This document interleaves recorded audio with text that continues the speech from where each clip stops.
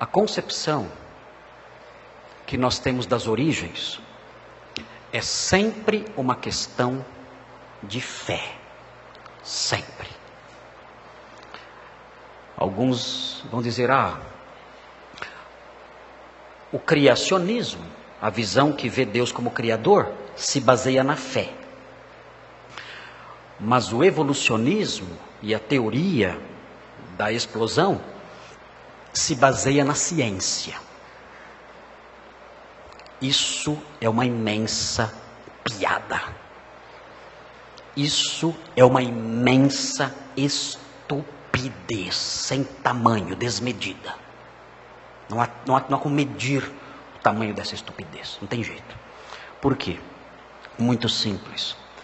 Não há como se provar cientificamente a origem do universo. Não é possível reproduzir a origem da vida, a origem de qualquer coisa, a origem da matéria num laboratório.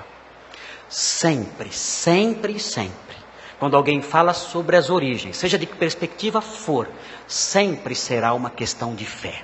O homem que diz, eu creio que o universo surgiu de uma explosão e que Deus não existe e foi tudo por acaso, ele está fazendo com isso uma declaração de fé. Ele crê nisso. Não há elementos fatuais, não há dados objetivos, não há elementos que o capacitem a construir essa concepção a partir de dados objetivos. Não há. Ele crê nisso e ponto. É fé, é pura fé. Há um livro curioso, o nome do livro é curioso, o nome do livro é Não Tenho Fé Suficiente para Ser Ateu. É o nome do livro. Não tenho fé suficiente para ser ateu. Em que o autor mostra as razões como, para crer que o universo surgiu por acaso, é necessário ter mais fé do que um crente como nós. E os autores são Norman Geisler, que é um escritor já consagrado no campo de apologética, e Frank Turret, não sei se é assim que se pronuncia o nome dele, mas ele já não é assim tão conhecido. Eles escreveram esse livro alguns anos atrás, e dizendo isso, a tese principal é essa: as questões ligadas ao ateísmo, as convicções ateístas, são convicções baseadas na fé. Eles creem apenas, não há como você provar que aquelas coisas são reais. O ateu é um homem de fé. Em Hebreus 11, nós aprendemos isso. Vamos olhar em Hebreus 11, um texto conhecidíssimo. Os irmãos veem, Hebreus 11, de 1 a 3. O escritor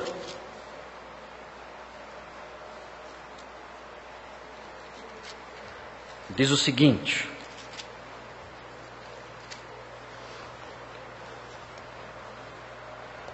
enquanto os irmãos abrem, no nosso site nós temos alguns espaços, alguns artigos criacionistas.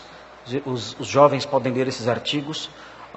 Nós temos também a indicação de um site muito interessante chamado Creation Ministries, que fala sobre a criação.